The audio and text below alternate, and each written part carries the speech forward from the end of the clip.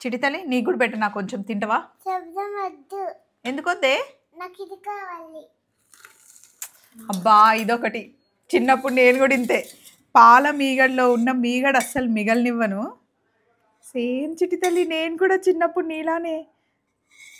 శబ్రమ్మని ఒకసారి నేను విందాల కూర్చొని తిన్నా. విండోలో కూర్చొని తిన్నావా అమ్మకి తెలియకుండా? సన్నంపేటలో. చందం పెట్టినాను ఆను డుమ్. అమ్మమ్మ వచ్చిందనుకో నిన్ను నన్ను ఇద్దరిని కొడుతుంది.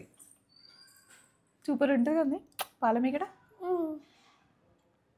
చాలా ఇంకా ఎక్కువ తింటే అమ్మమ్మ తిడుతుంది. చిన్నప్పుడు నేను కూడా సేమ్ ఇంతే. మా మమ్మీ పాలు కాగబెట్టేసి అక్కడ పెట్టేది. అప్పుడు ఫ్రిడ్జ్ ఉండేది కాదు, కాగబెట్టేసి పక్కన పెట్టేసి వెళ్తే వచ్చేసరికి పాయల మీగడ మొత్తం మాయం. ఇప్పుడు ఇది కూడా అంతే. అప్పుడు నిప్పుల మీద కాగబెట్టేది మా మమ్మీ పాలు. మాకు అప్పుడు బర్రెలు ఉండేవి అనమాట ఇంట్లో. ఫుల్ తినేదాన్ని, వెన్న పాలు పాల మీగడ ఫుల్ ఎంజాయ్ చేసిన పాపలు. నీకు ఇష్టమా పాల మీగడ? ఏముంటుంది? బాగుంటుంది. ఈ మధ్య అంతకుముందు ఏదో అంటారు చూడు, చదువుకోకముందు కాకరకాయ, చదువుకున్న తర్వాత కేకరకాయ అన్నట్టు స్కూల్కి పోకముందు మంచిగా మాట్లాడుతుండే. స్కూల్కి వెళ్ళినప్పుడు నేను ఎట్లా మాట్లాడుతున్నావు? వాటర్ వాటర్ కావాలా? అదన్నమాట. Bye bye.